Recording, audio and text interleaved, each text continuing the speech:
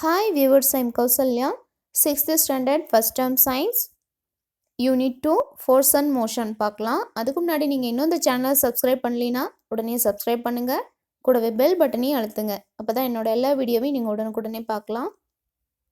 லெசனுக்கு போகலாம். Activity 2, Moon or Cloud. Observe the moon on a windy night with a fair bit of cloud cover in the sky. As a cloud passes in front of the moon, you sometimes think it's the moon which is moving behind the cloud. What would you think if you were to observe a tree at the same time? Night டைமில் மேகக்கூட்டங்கள்லாம் நிறைந்த ஒரு வானத்தில் நீங்கள் நிலவை பார்த்துக்கிட்டு இருக்கீங்க. அப்போது அந்த நிலவுக்கு முன்னாடி மேகக்கூட்டங்கள் நகர்ந்து அந்த நிலவை கடந்து போகுதுன்னா உங்களுக்கு பார்க்குறதுக்கு எப்படி தெரியும்? அந்த நிலவு தான் நகர்ந்து போகுதுங்கிற மாதிரி தெரியும் இல்லையா? இதுவே நீங்கள் ஒரு மரத்துக்கடியில் உட்காந்து அந்த மரக்கிளைகளுக்கு நடுவில் அந்த நிலவை பார்த்தீங்கன்னா நிலவு நகர்ந்து போகிறது மாதிரி தெரியுமா, மேகக்கூட்டங்கள் நகர்ந்து போகிற மாதிரி தெரியுமா? நிலவு அப்படியே இருக்கிறது போலவும் மேகக்கூட்டங்கள் நகர்ந்து போகிறது தெரியும் உங்களுக்கு இல்லையா? ஸோ ஒரு ஆப்ஜெக்ட் ரெஸ்டில் இருக்குதா மூவிங்கில் இருக்குதா அப்படிங்கிறது அதை பார்க்குறவங்களோட நிலையை பொறுத்து இருக்குது. Do you know? Aryabhatta, an ancient Indian astronomer, said that like the banks of the river appear to move back to a person in a boat floating gently in a river, the night sky studded with stars appear to move from east to west, while earth rotates from west to east. Learn more by asking others and reading up on your own. ஆரியப்பட்டாங்கிற வானியலாளர் அவர் என்ன சொல்லியிருக்கிறாருன்னா, நீங்கள் ரிவரில் ஒரு போட்டில் போயிட்டுருக்கீங்க அப்படின்னா அந்த boat முன்னோக்கி போகுது இல்லையா?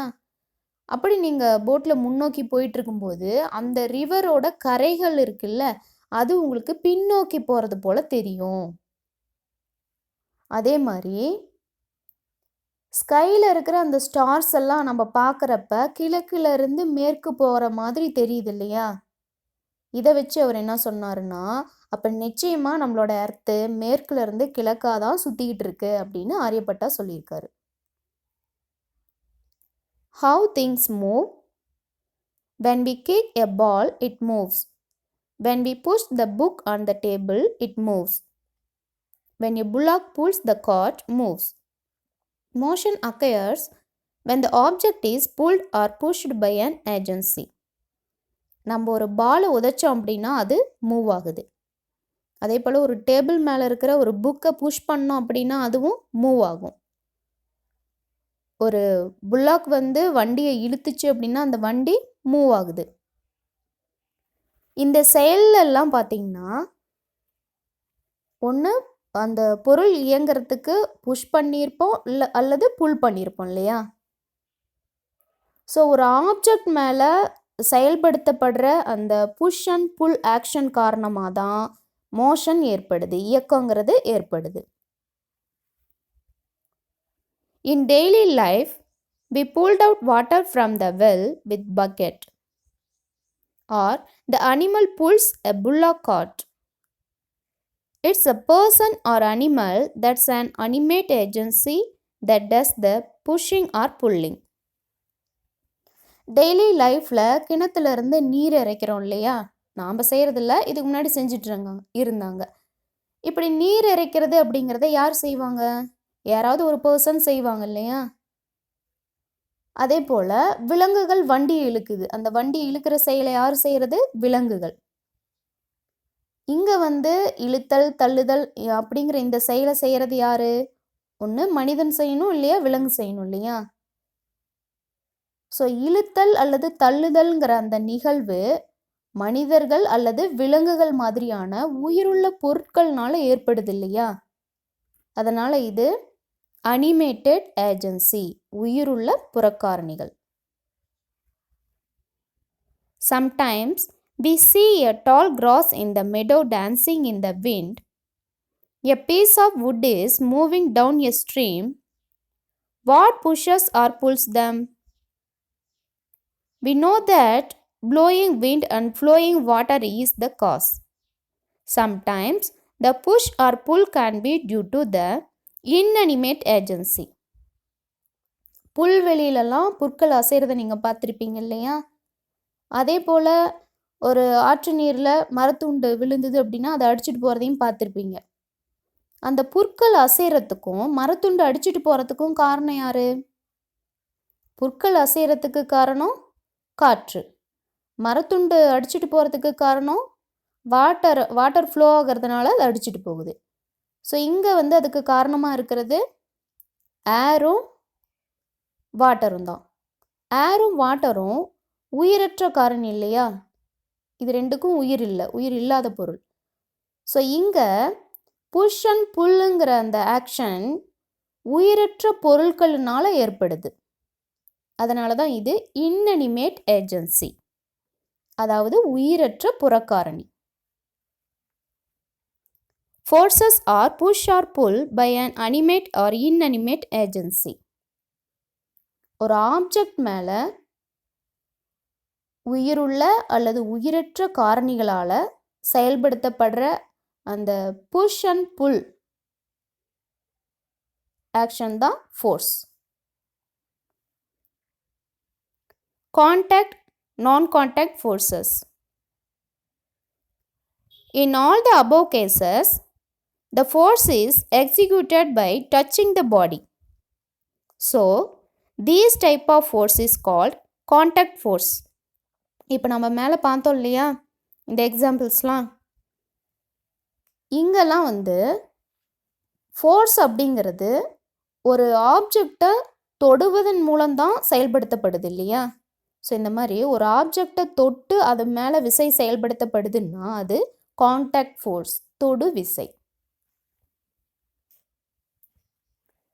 Mysteriously, ribbon coconut falls to the ground. What pulls it to the ground?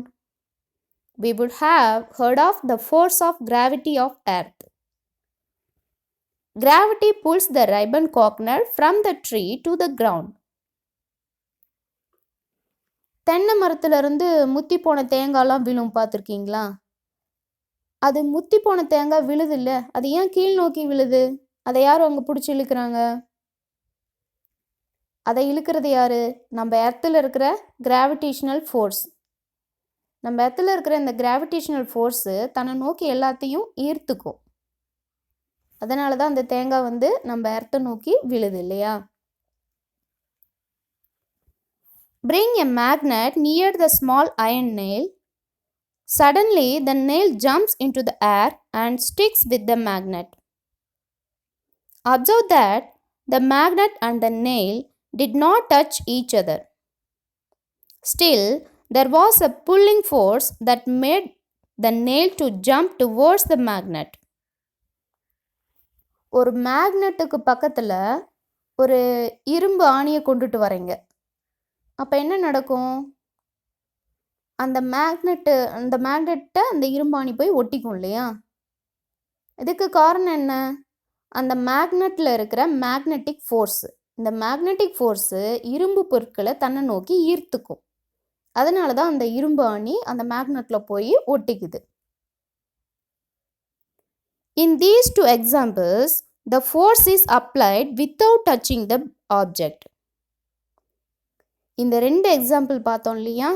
Coconut ட்ரீலேருந்து இந்த கோகனட் விழுறதும், அதே போல் மேக்னெட்டு அந்த இரும்பு பொருளை அட்ராக்ட் பண்ணுறது.